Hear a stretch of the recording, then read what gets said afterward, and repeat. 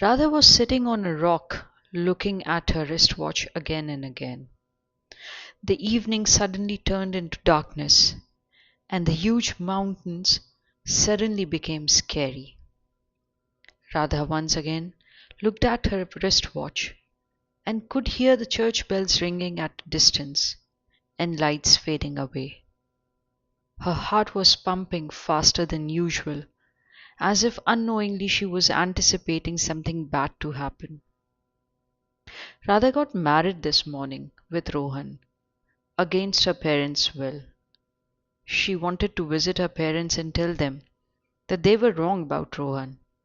She wanted to tell them that no matter how much they would have thought of him to be unreliable or a flamboyant, but he indeed got married to her.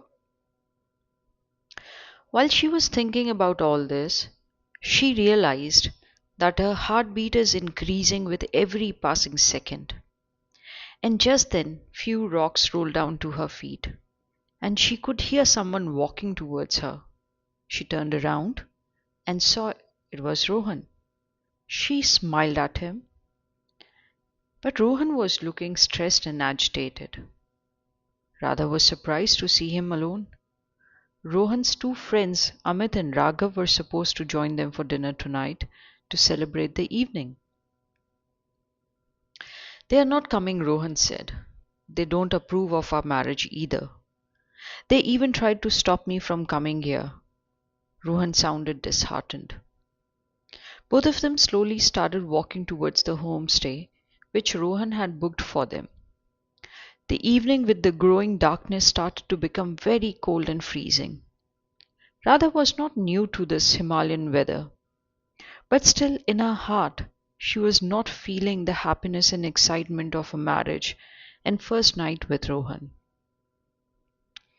The homestay was far from the city's chaos, owned by an elderly couple.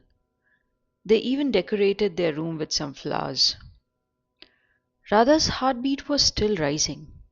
She looked at Rohan, and he was looking out of the window. He turned around and looked at Radha, who was awkwardly standing in the middle of the room. What are you waiting for? Come closer, Rohan said, in a commanding way. Maybe he was also nervous about their first night together.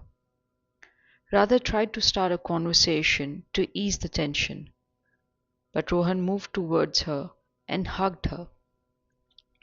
This was not for the first time when Rohan had taken her in his arms, but this time it felt different, very different. Radha felt very uneasy giving in to him and immediately stepped out of the room. It was dark outside. She saw rocks scattered in the garden. She sat on the rock and just then heard a footstep. She turned around, and it was the elderly lady who owned the homestay. Radha asked her, where did all these rocks come from? She sounded very surprised. Oi, girl, what are you doing here all alone? Go to your room. Radha felt embarrassed and started walking towards her room. Just then she saw a bike stopping by and two men walking towards her.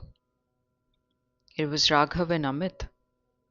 They were looking devastated. Amit broke into tears. Sorry, Radha, we couldn't do anything. There was no warning of the avalanche, and he was right there in front of our eyes on the bike.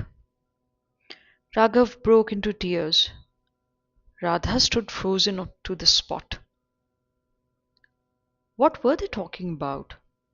She had just seen Rohan in the room. They were together. The elderly lady was standing there listening to all this. She held Radha's hand and took her to the room. The room was empty, with only some rocks scattered on the floor. Did you get married today? She sounded frightened and looked at Radha. Go back to your home, girl. You are in danger. It was not Rohan.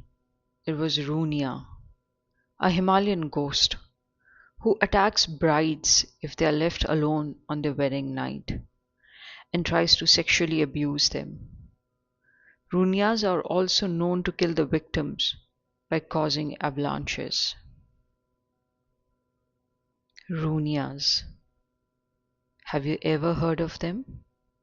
Is it really a ghost or a demon of human character?